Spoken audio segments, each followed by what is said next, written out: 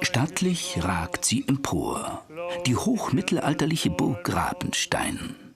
Da haben edle Ritter gehaust, und ihnen hat's vor gar nichts graust. Was sie besonders macht?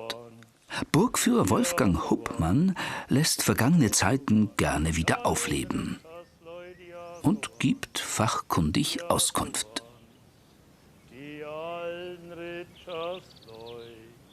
Typisch ist, dass wir auf einigen Felsen erbaut sind, die Burg Rabenstein hier auf 3 verschiedenen Felsen, dass man die Felsen aber dann letztendlich als Felsrücken hatte und nicht als Felsnase. Denn Felsenburgen der kleineren Art sind in der fränkischen Schweiz alle verschwunden. Hier haben die Bayreuther Markgrafen eine mächtige Wehrburg und Festung gebaut und zahlreiche dicke Mauern sind heute noch da. Typisch also für unsere Burg ist, dass wir eine Felsenburg gewesen sind und eine mächtige Wehrburg später wurden. Heute befindet sich gleich neben der Burg eine Falknerei mit über 80 Greifvogelarten aus aller Welt.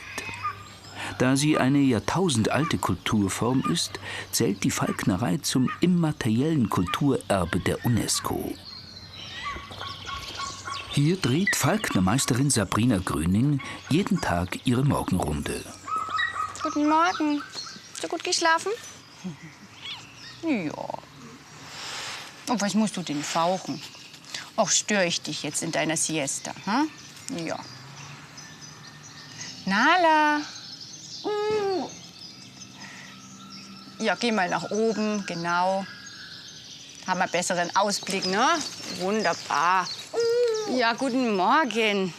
Prima. Ja, ja, jetzt legst aber richtig los, hm?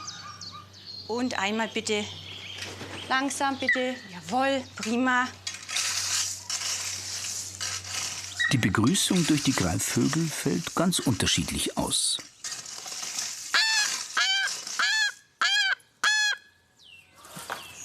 Einmal hier und das Lauf. Ja, danke schön fürs Helfen. Prima, machst du das wieder. Super. Oh, beide auf dem Stein, perfekt. Das sind Falkland-Caracaras. Die sind wirklich sehr intelligent und auch nicht mehr so oft vorkommend, also vom Aussterben bedroht sozusagen, kommen von den Falklandinseln. Denen kann man auch ganz viele Tricks beibringen. Die haben auch schon gelernt, dass sie erst auf den Stein gehen müssen, bevor ich die Voliere betrete, weil sie immer sehr, frech sind und sehr schnell sind. Und da muss ich immer aufpassen, dass sie nicht mit draußen rumspazieren. Und deswegen habe ich ihnen beigebracht, erst auf den Stein, dann kann ich rein. Und dann geht's ans gemeinsame Saubermachen. Sabrina kennt alle Vögel beim Namen. Das sind Carlo und Rudi. Zum Saubermachen spiele ich immer mit denen. Dann sind sie erstens beschäftigt. Also die müssen auch ein bisschen beschäftigt werden, wie man sieht.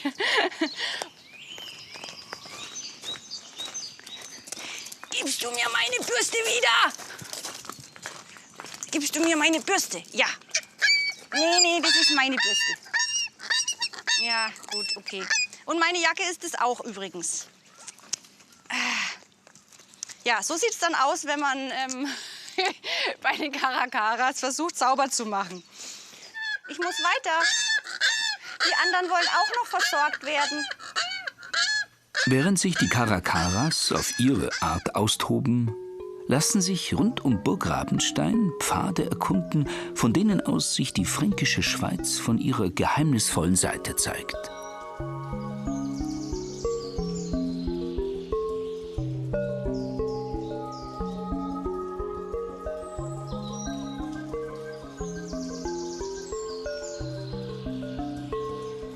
Im Inneren des Bergmassivs liegt eine der schönsten Karsthöhlen in dieser Gegend, die Sophienhöhle. Benannt zu Ehren der Schwiegertochter des damaligen Grafen auf Burg Rabenstein. Die Sinterbecken und Tropfsteine sind ein Spiegel der Klimageschichte. Die unterschiedliche Färbung der noch immer aktiven Tropfsteine lässt Rückschlüsse auf vergangene Umwelteinflüsse zu. Es ist diese Ruhe und das leise Tropfen, das Höhlenführerin Andrea Meyer genießt. Auch wenn es hier früher ganz anders zuging. Es war im 19. Jahrhundert ganz schick, unter den Adeligen in den Höhlen zu feiern, beziehungsweise zuletzt dann sogar Picknicks zu veranstalten. Und der Graf von der Burg Rabenstein, das war der Franz Ehrwein zu Schönborn-Wiesentheit, der hatte eben in der Vorhöhle wieder ein Picknick geplant. Deswegen war sein Gärtner hier am Arbeiten. Und als er da vorne an der Ecke, wo jetzt der Eingang ist, vor sich hingewerkelt hat, hat er gemerkt, dass aus einer ganz kleinen Felsspalte über ihm ein richtig kräftiger Luftzug rauskam. Und dann hat er seine Kollegen geholt. Sie haben alle miteinander gegraben. Und nach 2 Tagen Graben standen sie eben hier in der großen Tropfsteinhöhle. Zum Schutz der Höhle ordnete der Graf die sofortige Schließung an. Dadurch konnte sie weitgehend in ihrem ursprünglichen Zustand erhalten werden. Und ihre eindrucksvollen Stalagmiten und Stalaktiten wurden nicht beschädigt. Über Jahrtausende sind sie gewachsen, um etwa 1 Zentimeter in 100 Jahren. Und wenn man sich unser Elefantenohr anschaut, hier neben mir, das wird mit seinen knapp 1,5 Metern Länge auf etwa 10.000 bis 15.000 Jahre geschätzt. Und dann, denke ich, merkt man immer, wie klein man eigentlich selbst ist. Es ist wie in einem unterirdischen Palastgewölbe, an dem immer weiter gebaut wird. Das Wasser braucht durchschnittlich 3 Monate, bis es durch den Felsen ankommt. Aber wir haben 2, 3 Stellen, wo das Wasser auch mal schneller ankommt. Ich denke, die Höhle hatte Glück, dass von Anfang an wirklich gut auf sie geachtet wurde, dass die gleich nach der Entdeckung wieder geschlossen wurde, dass hier keiner großartig was kaputt gemacht hat oder sich Tropfsteine abgebrochen hat. Das hat man nicht oft in den Höhlen. Direkt über der Sophienhöhle befindet sich ein weiteres Schmuckstück. Die Klaussteinkapelle, knapp am Abgrund errichtet. Sie ist das Überbleibsel einer wohl im 11. Jahrhundert erbauten Burg der Herren von Ahorn und steht auf dem Grundstück von Familie Neuner. Die 83-jährige Marga Neuner wohnt dort mit ihrem Mann und Sohn und sperrt jeden Morgen die Kapelle auf. Sie hat ein wachsames Auge auf den Barockaltar und freut sich über Besucher, mit denen sie gerne plaudert. Ich habe 63 hergeheiratet, wächst man mit mir zusammen. Erst war es der Großvater, dann war es die Schwiegermutter, dann war es die Schwägerin, dann war es die Tochter, die einen Blumenschmuck gemacht hat, dann habe es ich gemacht. Und da bleibt man halt dran hängen. Früher hat Marga Neuner mit ihren Händen an der Glocke gezogen, um sie zu läuten. Heute ist sie elektrisch und erklingt zur vollen Stunde. Wer zum Staunen in die 2. Etage auf die Empore vordringen möchte, muss allerdings erst wieder nach draußen und eine kleine Hürde auf Marga Neuners Hof überwinden.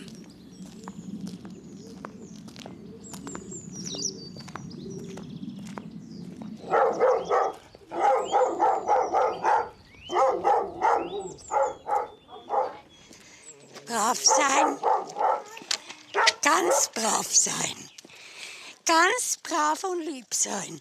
Komm, und rauf, darauf.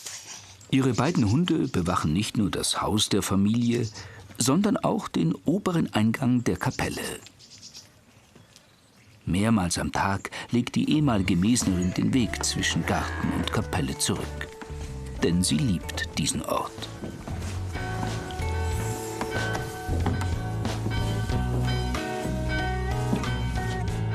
Und immer beim 12 Uhr läuten denkt sie an die Menschen, die sie gerne hat.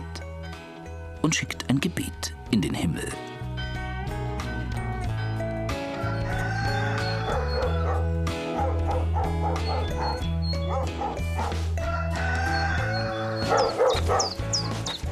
Weil sie auch ein wenig stolz ist, über diesen verträumten Ort zu wachen, zeigt Marga Neuner noch einen Ausblick, den nur sie von ihrem Garten aus hat.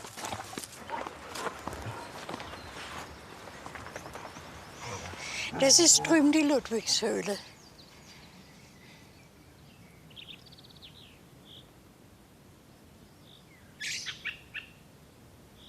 Da sind keine Tropfsteine drin, ist aber eine schöne große Höhle eigentlich, große Höhlenräume. Und es ist halt direkt gegenüber von der Sophienhöhle. Und die ist ja direkt drunter, also direkt drunter.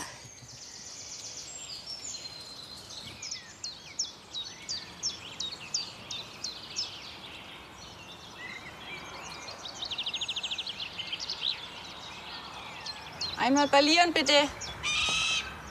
Ja. Okay.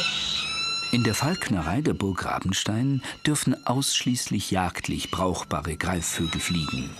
Zum Beispiel Jagd-, Wander- oder Gärfalken. Der erste Ausbildungsabschnitt ist das sogenannte Abtragen. Das ist Kito, das ist ein schwarzer Gärfalke. Und die Haube, die nehmen wir am Anfang, damit der Vogel erstmal akustisch alles kennenlernt. Na, er muss ja uns kennenlernen und am Anfang, wenn sie noch keine Erfahrung haben, dann müssen sie ja erstmal nach und nach alles kennenlernen. Und damit es nicht zu viele Eindrücke auf einmal sind, setzt man die Haube auf, damit erstmal dunkel alles ist und der Vogel erstmal akustisch alles kennenlernt. Mit Kito hat sich Sabrina einen großen Wunsch erfüllt. Er ist ihr eigener Falke. Ich muss mir so einen Vogel nur angucken und das fasziniert mich. Also einfach auch das Gefühl, den auf der Faust zu haben. Dann natürlich auch dieser Vertrauensbeweis, dem einen der Vogel ja auch entgegenbringt. Das ist was mich wahnsinnig fasziniert. Und dass man dem Vogel ja im Endeffekt jeden Tag die Freiheit gibt, um wieder zu uns zurückzukommen. Also hier in unseren Flugvorführungen, da fliegen die ja dann frei, logischerweise, und entscheiden sich aber jeden Tag dann, okay, ich komme wieder.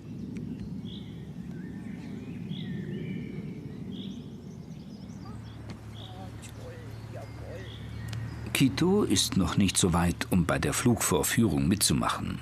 Das dürfen nur die Falken, die bereits das Jagen gelernt haben. Vor den Schnabel weggezogen. Mein Vogel muss jetzt einen Ring holen, so sagt man da dazu, und dann wieder angreifen. Und zack, ja, Beute geschlagen, Jagd vorbei. Mit ihnen zeigt Sabrina jedes Wochenende deren Flugkünste. Und vielleicht ist es gar nicht so verwunderlich, dass die Falken immer wieder zurückkehren. Denn von hier aus dürfen sie diese Landschaft der fränkischen Schweiz überfliegen, die so viel Schönes zu bieten hat.